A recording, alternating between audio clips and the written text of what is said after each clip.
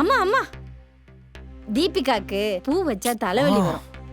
ஃப்ரிட்ஜிலேயே ஊர்பட்ட பூ இருக்கு.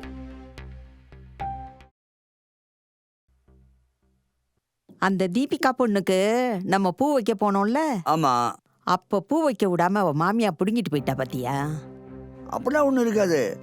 அதான் அந்த பொண்ணுக்கு தலையில பூ வச்சா தலைவலி வரும் சொன்னாங்கல்ல. இல்லையா, அதெல்லாம் சும்மா.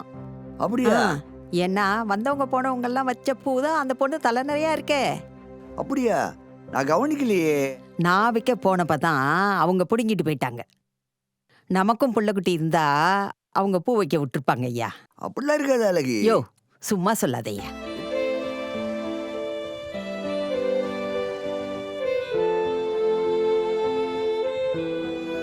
அருண், காலையிலேருந்து எல்லாரும் பூ வைக்க வந்திருந்தாங்கல்ல, சரோஜம்மா பூ வைக்கும் போது மட்டும் ஏன் அத்தை பூ வைக்க விடல? அது எதுக்கு இப்போ? இல்லடா, அவங்க பாவம் எவ்வளோ ஆசையா பூ வைக்க வந்தாங்க தெரியுமா? அவங்க முகமே மாறி போச்சு. இது தப்பு இல்ல? சொல்றா. தீபிகா அவங்களுக்கு குழந்தை இல்லடி, அதனால தான் அவங்களை வைக்க விடல. டேய், இன்னுமாடா இதெல்லாம் நம்பிக்கிட்டு இருப்பாங்க? சில விஷயங்களை இங்க மாத்த முடியாதுடி. ஏன் மாத்த முடியாது? நம்ம ஜெனரேஷன் நினைச்சா எல்லாம் மாத்த முடியும். இன்னுமா பழைய பஞ்சாங்கத்தெல்லாம் பாடிக்கிட்டு இருப்பாங்க? நம்ம யாரும் இதெல்லாம் ஃபாலோ பண்றது இல்லடி. நமக்கு முன்னாடி இருக்கவங்க தான் இதெல்லாம் பிடிச்சி தொங்கிட்டு இருக்காங்க.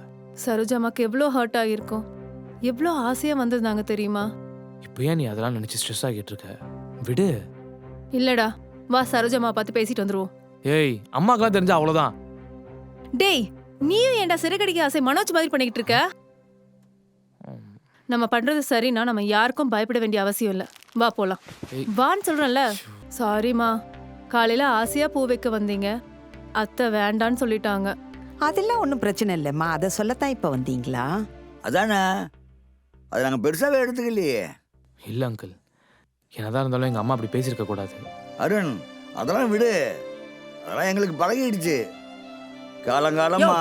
அதெல்லாம் ஏன் இப்ப பிள்ளைங்க கிட்ட சொல்லிட்டு இருக்க? ஆமா, உண்மையை தானே சொன்னேன்.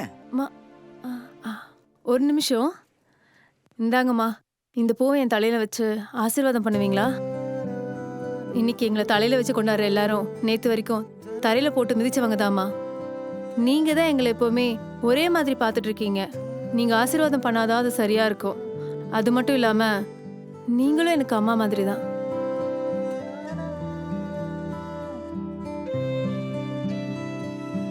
இப்பதாம்மா மனசுக்கு நிம்மதியா இருக்கு. எனக்கும் மனசுக்கு என்னவோ மாதிரி தாம்மா இருந்தது. ஆனா நீ வந்து எங்க அம்மா மாதிரின்னு சொன்ன பத்தியா, அப்பவே மனசெல்லாம் நிறைஞ்சு போச்சுமா.